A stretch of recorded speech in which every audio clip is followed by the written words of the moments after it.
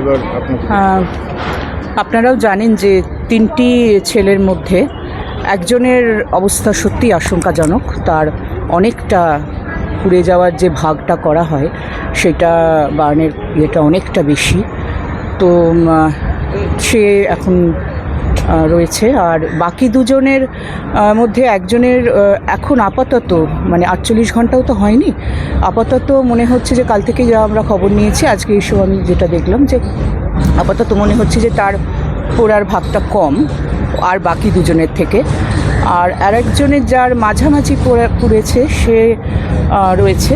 তো 3 জনেরই যথেষ্ট মানে ঠিকঠাক চিকিৎসা করার চেষ্টা করা হচ্ছে। এবং এখানে যেহেতু একটি স্পেশালাইজড বার্ন ইউনিট সিসিইউ রয়েছে, সেজন্য যার সবথেকে বেশি পুড়েছে সে সেখানে রয়েছে।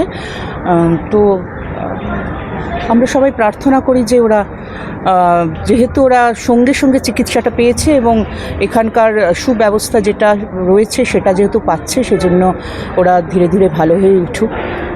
এটা খুব ছোট তো ওরা, তো এরকম দুর্ঘটনা কেন ঘটলো সেটা আমাদের খতিয়ে দেখার কথা। এবং আমরা পুলিশের কাছে সেই ইনভেস্টিগেশন রিপোর্টটাই চেয়েছি যে কেন, কিভাবে, কি করে এত মানে কেয়ারলেসনেস হলো যে কোনো কাজ করার সময় এরকম একটা দুর্ঘটনা ঘটবে। কেন তার আগে থেকে প্রিকশন নেওয়া হলো না, সাবধানতা অবলম্বন করা হলো না, বাচ্চারা পাশাপাশি আছে জেনেও এরকম ধরনের দুর্ঘটনা কেন ঘটলো, যেটা অত্যন্ত দুর্ভাগ্যজনক এবং দুঃখজনক। সংশ্লিষ্ট দপ্তরের বিরুদ্ধে আপনারা কোনো অভিযোগ কি দায়ের করবেন?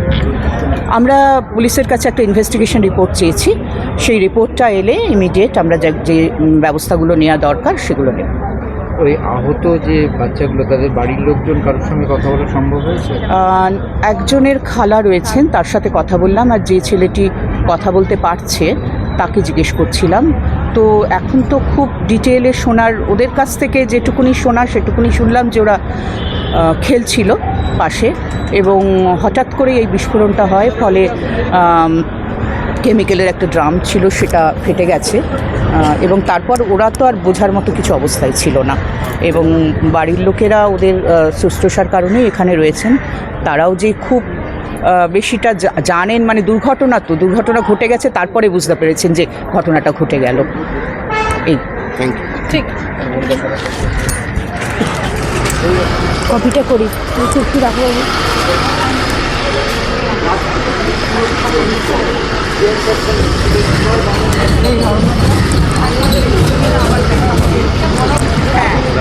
WT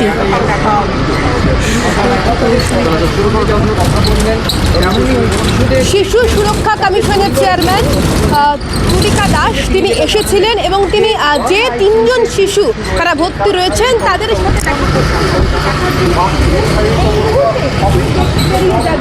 এমনটা জানালেন যে 3 জন আহত হয়েছে সেই 3 জনকে দেখতে এসেছিলেন, তার মধ্যে একজন অত্যন্ত আতঙ্কজনক অবস্থায় উঠেছে, কিন্তু বাকি যে 2জন ছিল সেই 2জন কিন্তু ইতিমধ্যেই বান